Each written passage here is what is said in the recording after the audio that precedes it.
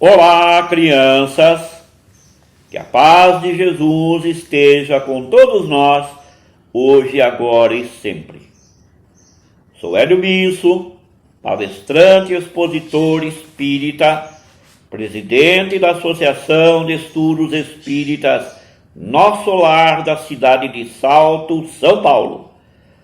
Rua Tunísia, 97, Jardim das Nações. Este vídeo que estamos a gravar nesse instante é baseado no livro Alguém Me Tocou, do José Carlos de Luca. E o tema é uma pergunta. Já consegues ir aonde? É a pergunta feita. A mesma coisa é o Cristo diante de nós, quando nós nos afastamos do caminho certo, léguas e léguas. Ele não vai atrás, mas vai um cão, que é chamado sofrimento. Chico fez essa afirmação. Certa feita, o menino Chico Xavier, ele dissertava sobre os perigos do desespero, do tédio, da angústia. Então ele contou uma breve história, cujo desfecho eu transcrevi em destaque neste vídeo. Trata-se de um interessante diálogo travado entre um aprendiz e um pastor de ovelhas.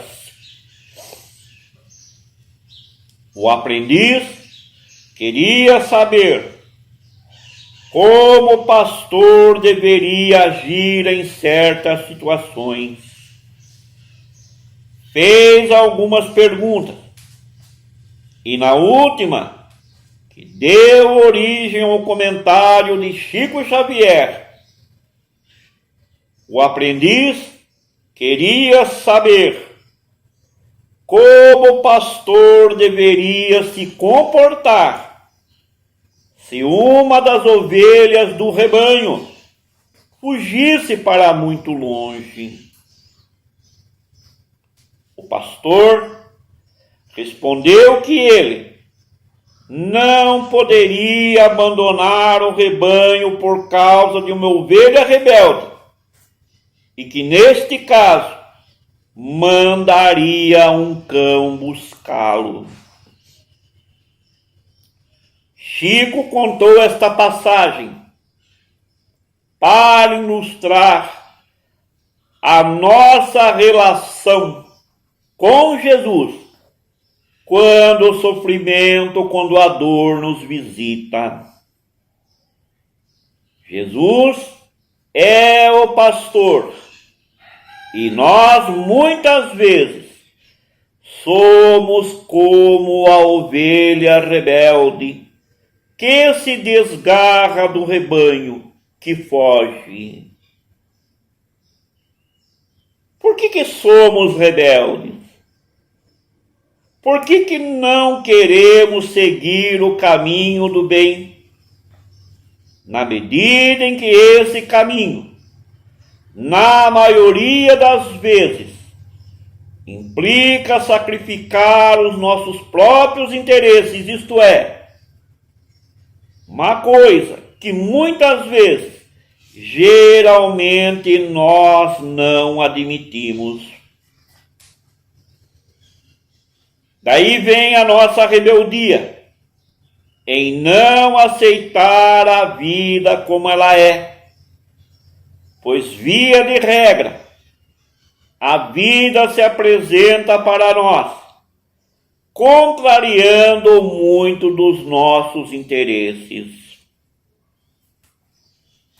Quantas pessoas desejam conhecer a doutrina dos espíritos, E quando começam a vir à nossa casa, porque nós damos aulas de 38 livros diferentes por mês, as pessoas, a maioria não fica. Porque se ela prestar atenção nas aulas, ela vai começar a perceber que ela é bem pior do que imaginava. Ela começa a perceber que para a iluminação do nosso lado sombra, ela necessitará se reinventar. Ela necessitará abrir mão de muitos conceitos, de muitas comodidades materiais. E ela se assusta, e ela se afasta. O Espiritismo não nos cobra nada, mas nos conscientiza que sem a mudança comportamental, nós não alcançaremos os nossos objetivos, que é vencer-se a si próprio. O homem não possui inimigos. O maior inimigo do ser humano é ele próprio, que quer receber milagres. E no Espiritismo não existe milagres. O milagre de ser maior, de ser melhor, de estar em paz, de ser feliz, está dentro de você. A rebeldia, a insatisfação estão na raiz de inúmeras enfermidades físicas, sobretudo da depressão. E a depressão não é frescura, meus irmãos.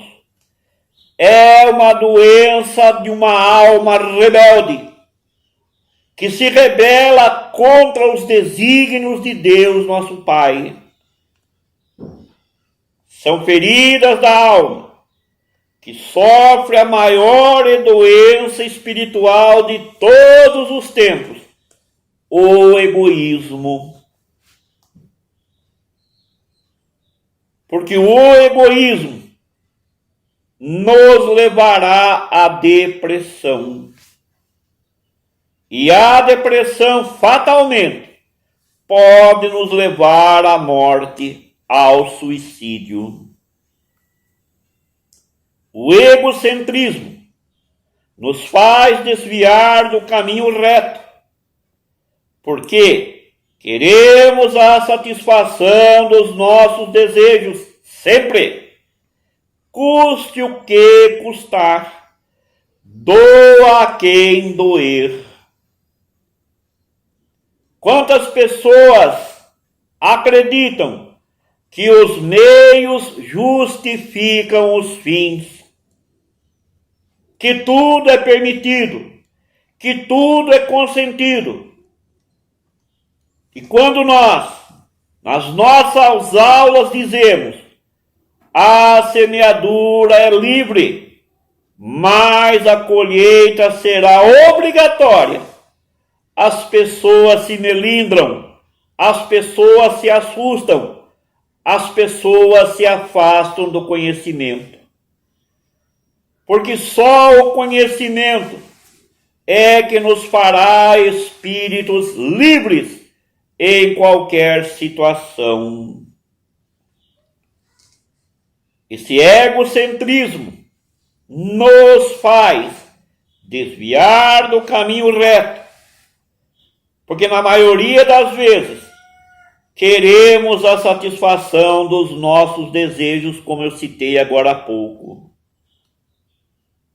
A partir dessa atitude, passamos a agir com injustiça, com desamor e falta de caridade em relação ao nosso próximo. Mas a justiça divina, a justiça cósmica, não deixa nenhuma de nossas atitudes sem resposta. Jesus afirmou: a cada um será dado segundo as suas obras. Não se trata, portanto, obviamente, de castigo aplicado por Deus, mas de um mecanismo de atuação da justiça sábia e divina, visando educar aquele que se desviou do bem, fazendo-o experimentar em si mesmo o mal que causou ao outro.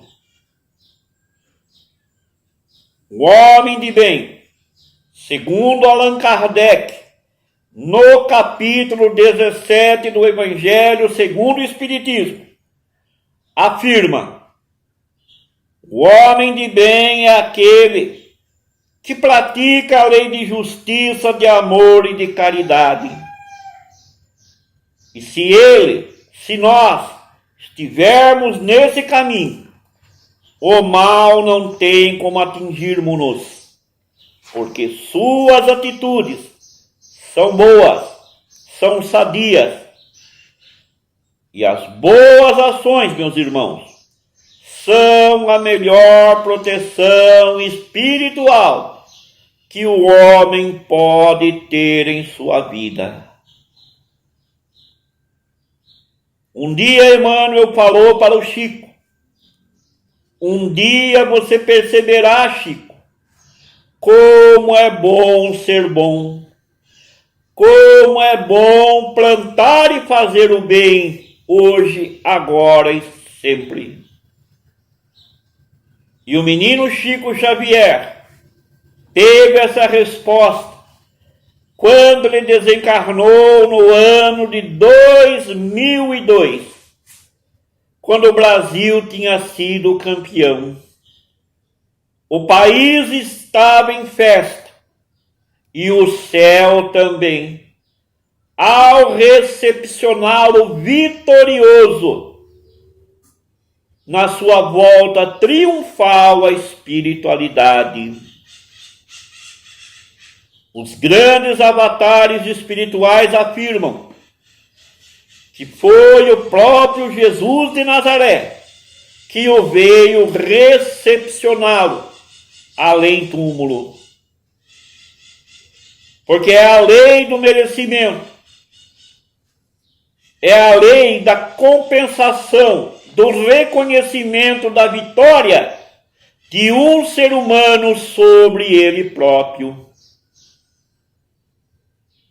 Se você tiver oportunidade, meu irmão, leia o livro há 2000 anos, 50 anos depois, Paulo e Estevão, Renúncia, Ave Cristo, são a história de evolução dos grandes avatares que hoje nós denominamos santos.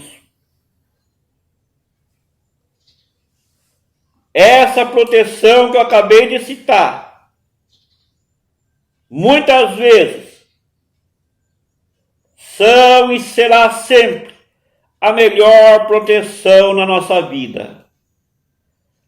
Mas toda vez que nós nos distanciarmos do caminho da justiça, do amor e da caridade, inevitavelmente seremos vítima do mal que praticamos. Foi por esta razão que Paulo de Tarso, num passado não muito distante, escreveu: pois o salário do pecado é a morte.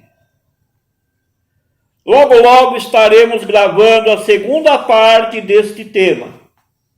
Já consegues ir? Aonde? Fique em paz.